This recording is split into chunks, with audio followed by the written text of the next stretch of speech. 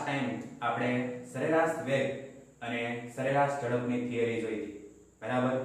અને એના ઉપરથી આપણે સરેરાશ વેગ અને સરેરાશ ઝડપ શોધવા માટેના સૂત્ર મેળવ્યા હતા અને એનો ઉપયોગ કરી અને આપણે ઉદાહરણ પણ જોયું હતું, બરાબર છે?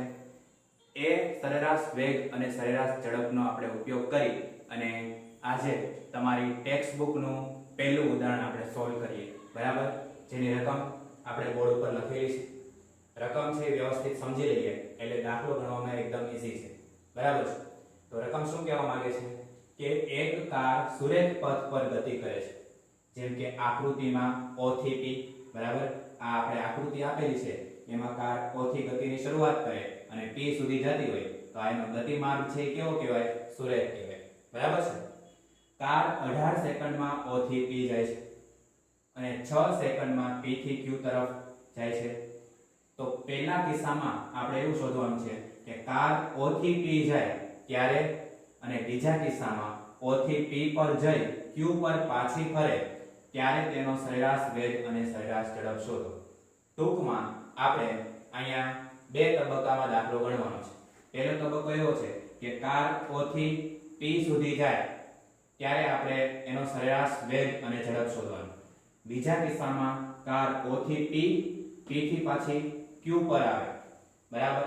એ કિસ્સામાં આપણે એનો સરેરાશ વેગ અને ઝડપ શોધવાનું છે, બરાબર? તો પહેલા આપણે એ કિસ્સો વિચારીએ કે કાર છે એ O થી પોતાની ગતિની શરૂઆત કરી અને 18 સેકન્ડમાં ક્યાં પહોંચે છે? P બિંદુ પાસે પહોંચે છે, બરાબર છે?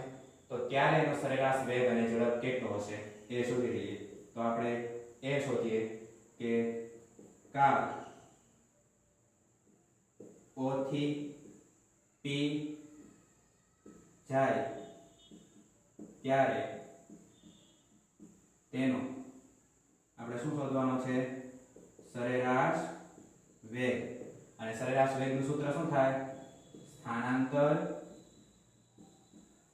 છેદમાં કુલ સમય, બરાબર? ચાલો સ્થાનાંતર શોધવું હોય તો અંતિમ સ્થાન માઈનસ પ્રારંભિક સ્થાન.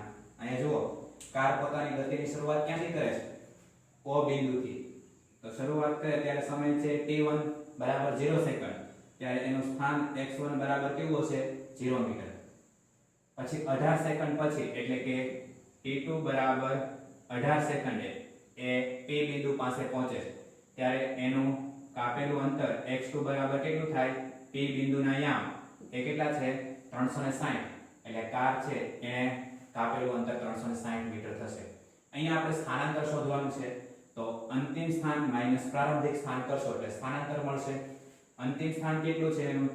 360 માઈનસ પ્રારંભિક સ્થાન કેટલું? એ તો 0 છે. ઓકે, હવે આપણે સમય જોઈએ. અંતિમ સમય માઈનસ પ્રારંભિક સમય. અંતિમ સમય કેટલો?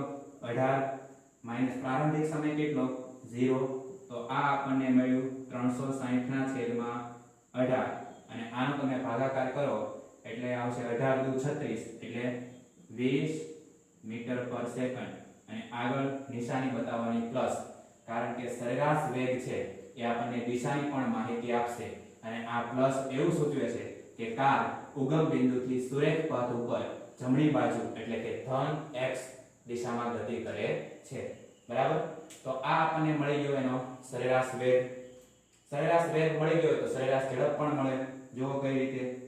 સરેરાશ ઝડપ બરાબર શું આવશે? પથ લંબાઈ છેદમાં કુલ સમયગાળો. ચાલો, પથ લંબાઈ એટલે શું? તો કે કારે પોતાની સમગ્ર ગતિ દરમિયાન કાપેલું કુલ અંતર. તો કાર તો O થી P સુધી જ જાય છે તો એટલી ગતિ દરમિયાન એને કાપેલું ટોટલ અંતર કેટલું? 360, જેને આપણે પથ લંબાઈ કહીએ છીએ. અને 360 મીટર અંતર કાપવા માટે લીધેલો સમય કેટલો? 18 સેકન્ડ. અગેન આપણે 360 ભાગ્યા 18 કરીએ એટલે 20 આવે. તો અહીંયા આપણે લખશું +20 મીટર પર સેકન્ડ. કારણ કે પથ લંબાઈ અદિશ રાશિ છે એને ફક્ત એક જ મૂલ્ય હોય અને q હોય ધન મૂલ્ય, બરાબર? એટલે આપણે q બતાવીએ છીએ +20 મીટર પર સેકન્ડ. ક્લિયર થઈ ગઈ આટલી વસ્તુ, બરાબર? તો આ કિસ્સામાં તમે જુઓ તો સરેરાશ વેગ અને સરેરાશ ઝડપ બંનેના મૂલ્યો કેવા આવ્યા? સમાન આવ્યા. એનો મતલબ કે કાર સુરેખ પથ ઉપર અને એક જ દિશામાં ગતિ કરે છે, માટે સરેરાશ વેગનું મૂલ્ય સરેરાશ ઝડપ જેટલું આવે. ક્લિયર છે આ વસ્તુ? ઓકે. હવે આપણે બીજો કિસ્સો કયો જોવાનો છે કે કાર ક્યાંથી O થી P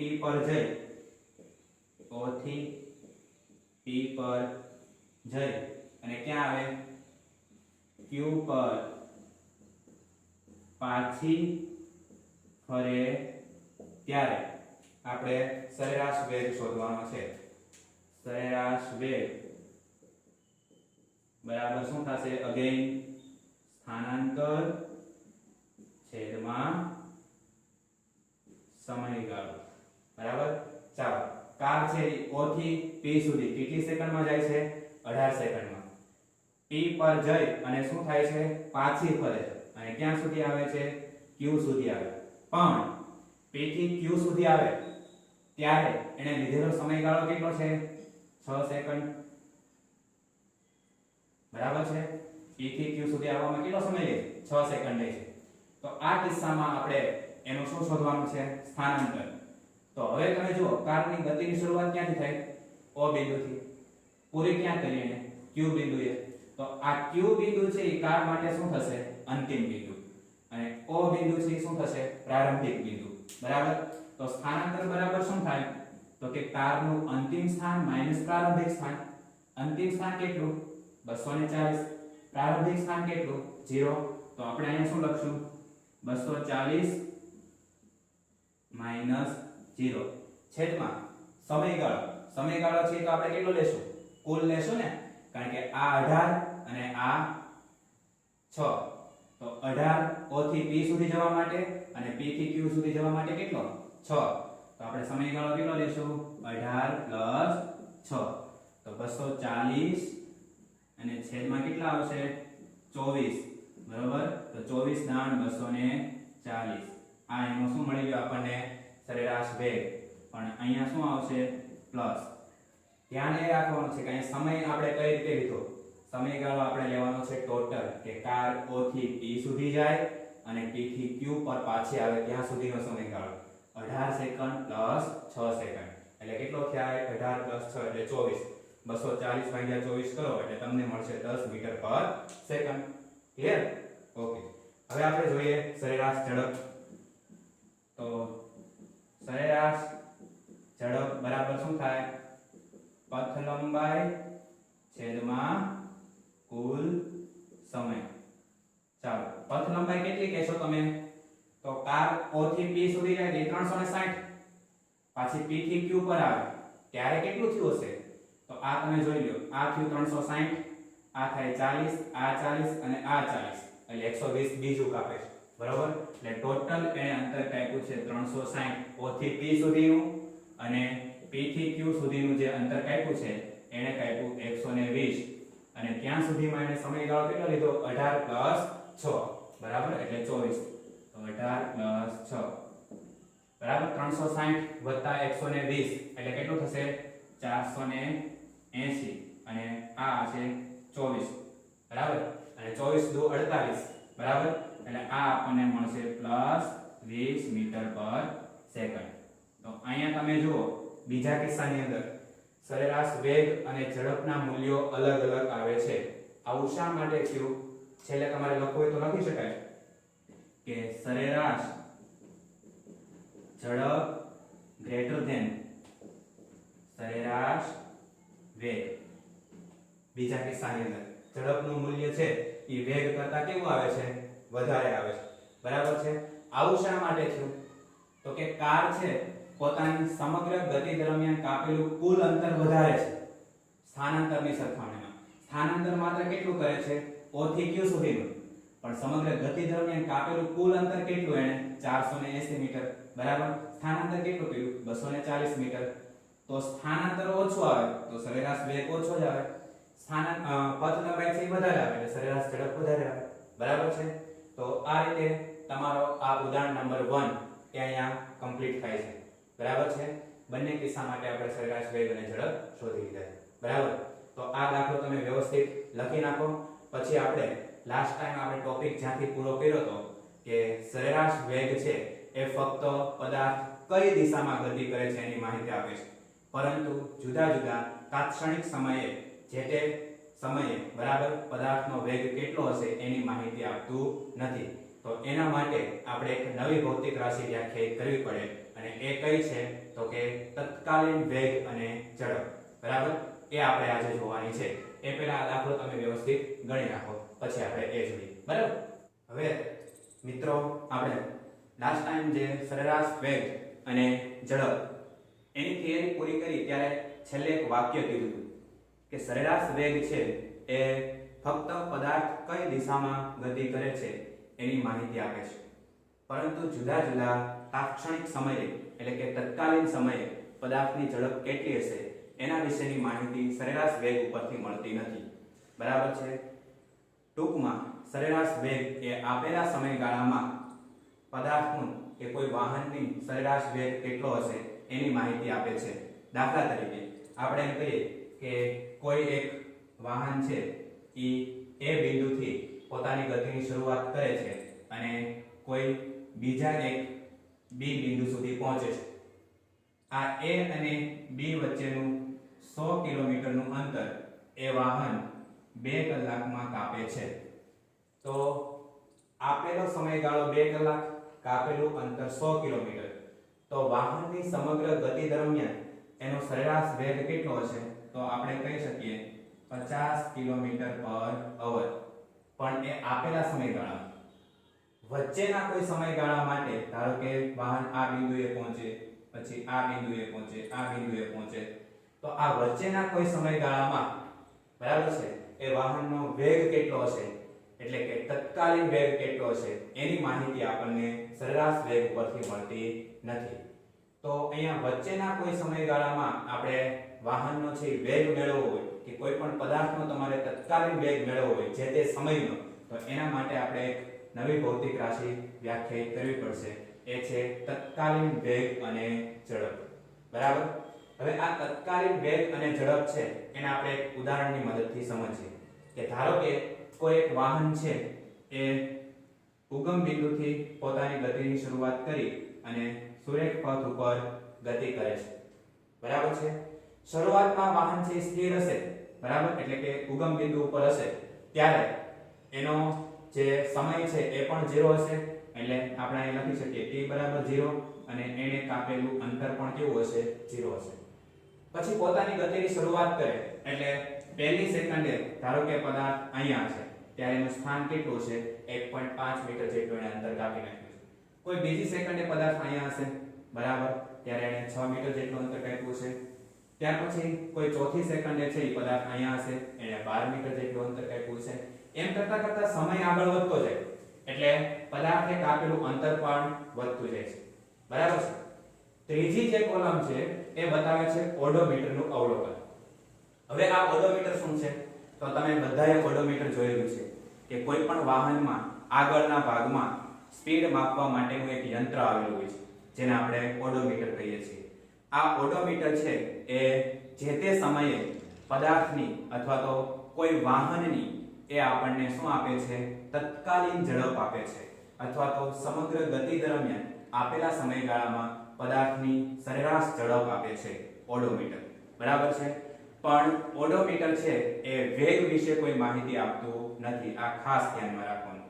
દાખલા તરીકે તમે કોઈ ખુલ્લા હાઈવે ઉપર જતા હોય, ટ્રાફિક ન હોય, એટલે આપણને એવું થાય કે ચલો ભાઈ સ્પીડ આપણે વધારીએ, અને પછી આપણે જોઈએ પણ ખરા કે હાલના સમયે હું કઈ સ્પીડથી ગતિ કરી રહ્યો છું. તો તમે ઓડોમીટરની અંદર અવલોકન કરશો તો ઓડોમીટરના કાંટો જ્યાં સ્થિર થશે ત્યાં આગળ આપણી તત્કાલીન સમયે ઝડપ હશે. બરાબર છે. એટલે ટૂંકમાં ઓડોમીટર છે એ માત્ર તમારા ઝડપની માહિતી આપે છે, જે તે સમયે તત્કાલીન ઝડપ આપે છે, અથવા તો એમ કહી શકાય કે સમગ્ર ગતિ દરમિયાન તમારી સરેરાશ ઝડપ કેટલી છે એના વિશેની માહિતી આપે, પણ વેગ વિશેની માહિતી આપતું નથી. કારણ તો કે વેગ છે ને એ દિશા પણ બતાવે. જ્યારે ઓડોમીટરનું તમે અવલોકન કરો ને ત્યારે એની અંદર દિશા ન બતાવે કે તમે કઈ દિશામાં ગતિ કરી રહ્યા છો, કે ભાઈ તમે ઉત્તર દિશામાં ગતિ કરો છો, દક્ષિણ દિશામાં ગતિ કરો છો, પૂર્વમાં ગતિ કરો છો, પશ્ચિમમાં ગતિ કરો છો, એવી કોઈ દિશા નથી બતાવતો ઓડોમીટર. એટલે ઓડોમીટર ઉપરથી આપણને વેગ વિશે કોઈ ખ્યાલ નહીં આવે, માત્ર જે તે સમયે એની તત્કાલીન ઝડપ અને સમગ્ર ગતિ દરમિયાન આપેલા સમયગાળામાં સરેરાશ ઝડપ છે એની માહિતી આપણને ઓડોમીટર ઉપરથી મળે, પણ વેગ વિશેની માહિતી મળતી નથી. ક્લિયર છે આ વસ્તુ? ઓકે. તો અહીંયા આપણે ઓડોમીટરનું અવલોકન પણ બતાવ્યું છે કે 0 સમયે ઓડોમીટરનું અવલોકન 0 છે, 1 સેકન્ડે 3, 2 સેકન્ડે 6, 3 સેકન્ડે 9, 4 સેકન્ડે 12, 5 સેકન્ડે 15, 6 સેકન્ડે 18. બરાબર. જેમ જેમ સમય છે એ આગળ વધતો જાય એમ એમ ઓડોમીટરનું અવલોકન પણ બદલાતું જાય. શરૂઆતમાં કાં તો 0 હોય, બરાબર છે, પછી જેમ જેમ તમે આગળ વધતા જાઓ તમારી સ્પીડ વધતી જાય એટલે સમય બદલાતો જશે અને ઓડોમીટરનું અવલોકન પણ શું થશે? બદલાતું જશે. હવે આપણો ક્વેશ્ચન શું છે કે આ જે વાહન આપણું ગતિ કરે છે ત્યારે સમયની સાથે ઓડોમીટરનું અવલોકન બદલાય છે, એ તો ખબર છે, પણ કોઈ એક ચોક્કસ સમયે, બરાબર છે, ઓડોમીટરનું અવલોકન શું હશે એટલે કે એનો તત્કાલીન વેગ કયો હશે એ આપણે શોધવો છે. તો અહીંયા આપણે પ્રશ્ન લખ્યો છે કે ધારો કે t બરાબર 3 સેકન્ડે વેગ શોધવો છે. કેટલી સેકન્ડે? t બરાબર 3 સેકન્ડે. હવે તમે અહીં જુઓ છો કે આ જે આપણું વાહન છે એ 6 સેકન્ડ સુધી ગતિ કરે છે અને એને અનુરૂપ તમને અવલોકન પણ આપેલું છે, એટલે તમે તરત કોઠામાંથી જોઈને કહી દેશો 3 સેકન્ડે એનું જે અવલોકન છે એ 9 છે, બરાબર છે, મતલબ કે t બરાબર 3 સેકન્ડે એની જે સ્પીડ હશે એ 9 કિલોમીટર/અવર ની હશે, બરાબર છે. પણ આ તો આપણને કોઠો આપેલો છે એટલે ખબર છે, તત્કાલીન જે તમને વેગ મળ્યો એ કોના ઉપરથી મળ્યો? કોઠા ઉપરથી. આપણે જે સાબિત કરવાનું છે ને કે t બરાબર 3 સેકન્ડે એનો તત્કાલીન વેગ કેટલો હશે એ આપણે એના સરેરાશ વેગ ઉપરથી આપણે મેળવીએ છીએ, બરાબર. તો જોઈએ હવે સરેરાશ વેગ ઉપરથી કોઈ પણ સમયે એનો તત્કાલીન વેગ કઈ રીતે મેળવી શકાય. ધારો કે આપણે t બરાબર 3 સેકન્ડ એનો તત્કાલીન વેગ મેળવવો છે, આપણને ખબર જ છે કેટલો છે? 9 છે, બરાબર. તો એના માટે આપણે અલગ અલગ કિસ્સા વિચારીએ. ધારો કે t બરાબર 3 સેકન્ડ થી t બરાબર 6 સેકન્ડ, 3 થી લઈ અને 6 સેકન્ડ, બરાબર છે. તો અહીંયા મારે 3 થી 6 સેકન્ડ દરમિયાન જ્યારે વાહન ગતિ કરે છે ત્યારે એનો સરેરાશ વેગ શોધવો હોય તો મારે શું કરવું પડશે કે સ્થાનાંતરના છેદમાં પથ લંબાઈ. ક્લિયર છે?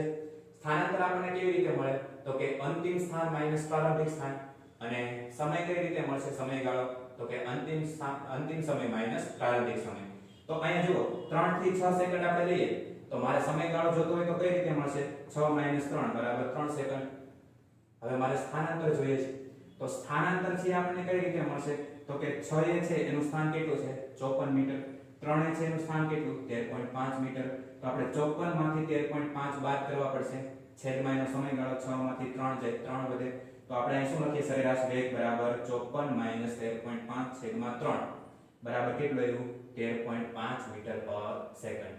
આ આપણને શું મળ્યો કે જ્યારે બાઇક છે કે કોઈ વાહન એ 3 સેકન્ડ થી 6 સેકન્ડ સુધી ગતિ કરશે ત્યાં સુધીમાં એનો સરેરાશ વેગ કેટલો છે?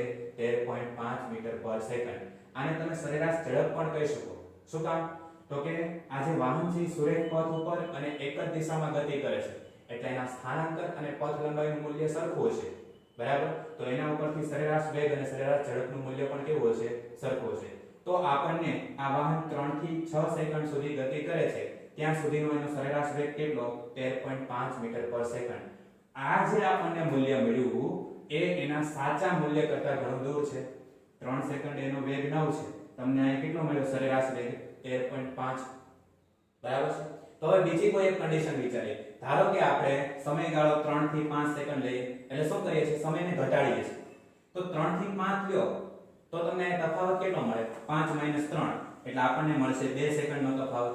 એને અનુરૂપ સ્થાનાંતર કેટલું મળશે? તો કે જો 5 એ કેટલું છે? 37.5 અને 3 એ કેટલું? 13.5 એટલે આપણે 37.5 - 13.5 કરવું પડશે, બરાબર. તો 37.5 - 13.5 છેદમાં 2, કારણ કે સમયનો તફાવત આપણે 3 થી 5 લીધો એટલે 5 માંથી 3 કરો એટલે 2. તો આપણને સરેરાશ વેગ કેટલો મળ્યો? 12 મીટર પર સેકન્ડ. તો પહેલું અવલોકન અને બીજું અવલોકન જુઓ તો પહેલા અવલોકનમાં આપણે સમયગાળો વધારે હતો એટલે આપણે સાચા મૂલ્યથી દૂર હતા. બીજા અવલોકનની અંદર સમયગાળો સહેજ ઘટ્યો એટલે આપણે 12 મીટર પર સેકન્ડ મળ્યું જે આપણે સાચા મૂલ્યની નજીક આવ્યા, બરાબર છે. હજુ આપણે સાચા મૂલ્યથી તો દૂર જ કહેવાય કારણ કે આપણે કેટલું જોઈએ છે? 9 જોઈએ. તો અહીં સરેરાશ વેગનું મૂલ્ય તમને 12 મળ્યું જે 9 થી ઘણું દૂર કહેવાય. ત્રીજો કોઈ સમયગાળો લઈએ કે એમાં લઈએ છે આપણે 3 થી 4 સેકન્ડ, બરાબર. તો હવે તફાવત કેટલો આવે? 4 માંથી 3 જાય એટલે 1 જ સેકન્ડ, પછી 24 માંથી 13.5 જાય તો 3 થી અહીંયા 3 થી આપણે 4 સેકન્ડ લઈએ, બરાબર. તો 4 માંથી 3 જાય એટલે 1 સેકન્ડ થયું. તો સમયગાળો ઘટ્યો પહેલા કરતા. તો સરેરાશ વેગ કેટલો મળશે? 4 × 24 અને 3 × 13.5, 24 - 13.5 કરો અને છેદમાં 1 એટલે 10.5 મળે છે ને. ઇન્ટરેસ્ટિંગ, બરાબર છે રિઝલ્ટ. 13.5 12 10.5 જેમ જેમ તમે સમય ઘટાડતા જાઓ એમ એમ તમારું સરેરાશ વેગનું આ જે મૂલ્ય છે એ સાચા મૂલ્યની નજીક આવતું જાય છે, બરાબર છે. પણ હજી આપણે સાચા મૂલ્યની નજીક તો પહોંચ્યા જ નથી. નજીક આવતું જાય છે પણ નજીક પહોંચ્યા નથી. ચોથી એક કોઈ કન્ડિશન વિચારીએ કે 3 થી 3.1 સેકન્ડ, બરાબર. ખૂબ જ સૂક્ષ્મ ગાળો છે. તો 3 થી 3.1 સેકન્ડ વિચારો તો એનો જે તફાવત છે કેટલો મળશે આપણને? 3.1 - 3 એટલે 0.1 સેકન્ડ. બહુ નાનો સમય કહેવાય, બરાબર. તો 0.1 સેકન્ડે એનું જે સરેરાશ વેગ છે કેટલું? 14.415 - 13.5, બરાબર છે. અને છેદમાં કેટલા આવશે? 0.1 છેદમાં 0.1. તો આપણને જે મળે છે એ 9.15 મળે, બરાબર છે. તો 9 અને 9.15 બંને એકબીજાને ખૂબ જ નજીક કહેવાય. ટૂંકમાં આ જે આખી જે થિયરી છે એનું કન્ક્લુઝન શું નીકળે છે કે જેમ જેમ સમયગાળો ઓછો ને ઓછો કરતા જઈશું, બરાબર, તેમ મળતા સરેરાશ વેગનું મૂલ્ય અને સાચું મૂલ્ય છે એના વચ્ચેનો તફાવત ઘટતો જાય છે.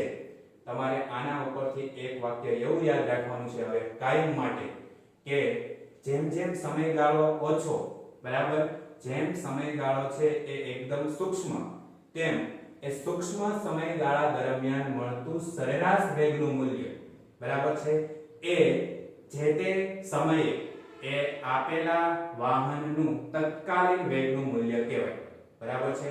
તમારે તત્કાલીન વેગનું મૂલ્ય તો સરેરાશ વેગ ઉપરથી જ મેળવવાનું છે, પણ એના માટે આપણે સમયગાળો છે ખૂબ જ સૂક્ષ્મ લેવો પડે. એટલે કોઈ સૂક્ષ્મ સમયગાળામાં પદાર્થનું સરેરાશ વેગનું મૂલ્ય એ જે તે પદાર્થનું જે તે સમયે તત્કાલીન વેગનું મૂલ્ય થાય, બરાબર છે. તમે અહીં જુઓ સમયગાળો આપણે ખૂબ જ સૂક્ષ્મ લીધો આખી ગતિ દરમિયાન. કેટલો લીધો? 0.1 સેકન્ડ. તો એ 0.1 સેકન્ડ છે એનું આપણે શું મળ્યું? સરેરાશ વેગનું મૂલ્ય, જે કેટલું છે? 9.15. તો આ જે 9.15 મળ્યું એ 3 સેકન્ડે 9 જે એનો વેગ છે એનાથી ખૂબ જ નજીક મળ્યું કહેવાય, બરાબર છે. છે તો સરેરાશ વેગનું મૂલ્ય, તેમ છતાંય આપણને 3 સેકન્ડે શેનું મૂલ્ય આપે છે? એનું તત્કાલીન વેગનું મૂલ્ય. ખ્યાલ આવે, બરાબર. એટલે વાક્ય આપણે શું યાદ રાખવાનું છે કે જેમ જેમ આપણે સમયગાળો નાનો ને નાનો કરતા જઈશું તેમ મળતા સરેરાશ વેગનું મૂલ્ય અને સાચા મૂલ્ય વચ્ચેનો તફાવત છે એ ઘટતો જશે. એટલે એના ઉપરથી આપણે એમ કહી શકીએ કે સમયગાળો જેમ સૂક્ષ્મ તેમ સરેરાશ વેગનું મૂલ્ય એ કોઈ t સમયે તત્કાલીન વેગનું મૂલ્ય બનશે. ક્લિયર છે આ વસ્તુ, બરાબર. તો એ આપણને આ આખી થિયરી ઉપરથી ખબર પડે. આવું ક્યાંય ઉદાહરણ તમારી ટેક્સ્ટ ની અંદર આપેલું નથી, પણ આ એક વાક્ય સમજવા માટે આપણે એટલી માથાકૂટ કરી, બરાબર છે. તો હવે આના ઉપરથી તમારે થોડીક બાબતો યાદ રાખવાની છે. એ કઈ છે કે જો limit delta t tends to 0, limit એટલે એને કહેવામાં આવે છે મર્યાદા. શું કહેવામાં આવે? લિમિટ નું ગુજરાતી થાય મર્યાદા. આ ડેલ્ટા t એટલે સમયનો તફાવત. શું થાય? સમયનો તફાવત.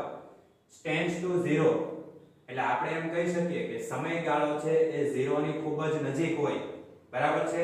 0 નહીં પણ 0 ની કેવી હોય? ખૂબ જ નજીક હોય. ટૂંકમાં આ જે આખું લખેલું છે મેં limit delta t tends to 0, એને આપણે ગુજરાતીમાં વાંચવું હોય તો એમ વાંચી શકાય કે સમયની મર્યાદા 0 ની ખૂબ નજીક હોય. સમયની મર્યાદા 0 ની ખૂબ નજીક હોય એટલે સમયગાળો છે ખૂબ જ સૂક્ષ્મ હોય. અહીંયા મેં ટેન્ડ્સ ટુ 0 લખ્યું છે, ઇઝ ઇક્વલ ટુ 0 નથી લખ્યું, નહીતર તો સમયગાળો શૂન્ય થઈ જાય. પણ અહીંયા આપણે તત્કાલીન વેગ શોધવા માટે સમયગાળો શૂન્ય લેવાનો નથી, પણ બને એટલો કેવો લેવાનો છે? સૂક્ષ્મ લેવાનો છે. તો જો સમયની મર્યાદા એ કેવી હોય? શૂન્યની એકદમ નજીક હોય તો આ સમયે મળેલ સરેરાશ વેગનું મૂલ્ય એને આપણે t સમયે તત્કાલીન વેગનું મૂલ્ય અથવા તો ખાલી વેગનું મૂલ્ય કહીએ છીએ. જે મેં તમને અહીંયા વાક્ય કીધું હતું ને કે સમયગાળો જેમ ઓછો તેમ સરેરાશ વેગનું મૂલ્ય એ t સમયે પદાર્થનું શું થાય તત્કાલીન વેગનું મૂલ્ય કહી શકાય. તો આપણે આ યાદ રાખવાનું કે જો limit delta t tends to 0 એટલે આ સમજાશે. હવે limit delta t tends to 0 એટલે શું? લિમિટ એટલે મર્યાદા, ડેલ્ટા t એટલે સમયનો તફાવત અને ટેન્ડ્સ ટુ 0 એટલે 0 ની એકદમ નજીક, પણ 0 નહીં હોય તો આ સમય એટલે જે તફાવત હશે એ આપણા માટે અહીં કેટલો છે 0.1 સેકન્ડ. બરાબર. મેળવેલ સરેરાશ વેગનું મૂલ્ય 0.1 સેકન્ડે કેટલું મળ્યું? 9.15. એ t સમયે તત્કાલીન વેગનું મૂલ્ય હશે. તો t સમય આપણો કેટલો હતો? 3 સેકન્ડ. ખ્યાલ આવે છે? તો આ રીતે આપણે આ એક વાક્ય લખવાનું છે. t સમયે તત્કાલીન વેગ કેટલો હશે? કોઈ t સમયે તત્કાલીન વેગ, તો એ શોધવા માટેનું સૂત્ર v બરાબર limit delta t tends to 0 delta x ના છેદમાં ડેલ્ટા t. એટલે આપણે અહીંયા આ t સમયે તત્કાલીન વેગ શોધવો હોય તો સૂત્ર યાદ રાખવાનું. વેગને આપણે વેલોસિટી એટલે v વડે બતાવી. લિમિટ ડેલ્ટા ટેન્ડ્સ ટુ 0 એટલે સમયગાળો છે એ 0 ની એકદમ નજીક હોય પણ 0 હોય નહીં. ડેલ્ટા x ના છેદમાં ડેલ્ટા t. હવે ડેલ્ટા x એટલે સ્થાનમાં થતો ફેરફાર, આ x2 x1 ને છેદમાં ડેલ્ટા t એટલે સમયમાં થતો ફેરફાર t2 t1. તો આ છે એ મોટો ફેરફાર કહેવાય. શું કહેવાય છે? આ મોટો ફેરફાર. એટલે એ માત્ર આપણને શું મૂલ્ય આપે છે? વેગનું મૂલ્ય આપે. પણ આ જે ડેલ્ટા x ડેલ્ટા t છે એને આપણે આ રીતે પણ લખી શકીએ. v બરાબર dx ના છેદમાં dt. જે આપણે વિકલન ભણ્યા હતા એ પદ અહીં આવી ગયું. આ ડેલ્ટા એટલે શું થાય? મોટો તફાવત. અને આ મોટો જે તફાવત છે એ આપણને t સમયે તત્કાલીન વેગ આપશે. બરાબર છે? અને અહીંયા આપણે આને કેવો કહીએ છીએ? સૂક્ષ્મ તફાવત. બરાબર.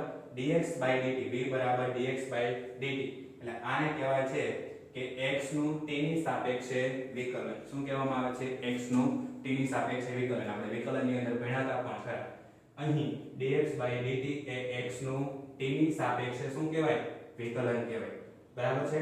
આ રીતે તમે લખો ને v બરાબર limit delta t tends to 0 del x del t. તો એ આપણને મોટો તફાવત આપે. પણ આપણે કેવો જોઈએ છે? સૂક્ષ્મ તફાવત. કારણ કે તત્કાલીન વેગનું મૂલ્ય શોધવું છે. તો સૂક્ષ્મ તફાવત મેળવવા માટે આપણે ડેલ્ટા x ડેલ્ટા t ને શેમાં લખવું પડશે? dx dt. અને વિકલન કેવો તફાવત છે? સૂક્ષ્મ તફાવત છે. બરાબર છે? તો v બરાબર dx ના છેદમાં dt એટલે x નું t ની સાપેક્ષે વિકલન કરે છે. અહીંયા dx dt ને x ડોટ વડે પણ દર્શાવે. ઉપર ટપકું કર્યું ને ડોટ વંચાય. બરાબર. એટલે dx dt ને x ડોટ વડે પણ દર્શાવાય છે. જે સ્થાન x નો t ની સાપેક્ષે બદલાવ દર્શાવે છે. આ dx dt શું બતાવે છે? કે જેમ જેમ t બદલાશે એમ એમ x પણ શું થશે? બદલાશે. પણ ઈ જે ફેરફાર હશે t બદલાશે કેવો? સૂક્ષ્મ એમાં ફેરફાર થશે. તો સમયની અંદર સૂક્ષ્મ ફેરફાર થાય તો એના આધારે સ્થાનમાં પણ કેવો ફેરફાર થશે? સૂક્ષ્મ ફેરફાર. એને આપણે શું કહીએ છીએ? વિકલન કહીએ છીએ. બરાબર. તો આ રીતે આપણે તત્કાલીન વેગ અને ઝડપ છે એ મેળવી શકીએ. ટૂંકમાં આ આખી થિયરીનો સાર એ એક જ વાક્યમાં નીકળે છે. અને એ કયું વાક્ય છે? કે જો limit delta t tends to 0 હોય તો આ સમયે મેળવેલ સરેરાશ વેગનું મૂલ્ય એ t સમયે તત્કાલીન વેગનું મૂલ્ય બને. એટલે સમયગાળો જેટલો નાનો, બરાબર છે, એ સમયગાળા દરમિયાન મેળવેલું સરેરાશ વેગનું મૂલ્ય એ જે તે સમયે તત્કાલીન વેગનું મૂલ્ય થાય. બરાબર છે? તો અહીંયા આ થિયરી આપણી પૂરી થાય છે. વ્યવસ્થિત તમારી બુકની અંદર ઉદાહરણ સહિત લખી નાખો. બરાબર છે? નેક્સ્ટ ટાઈમ આપણે એક નવા પોઈન્ટ સાથે મળીશું. ત્યાં સુધી જય હિન્દ, જય ભારત.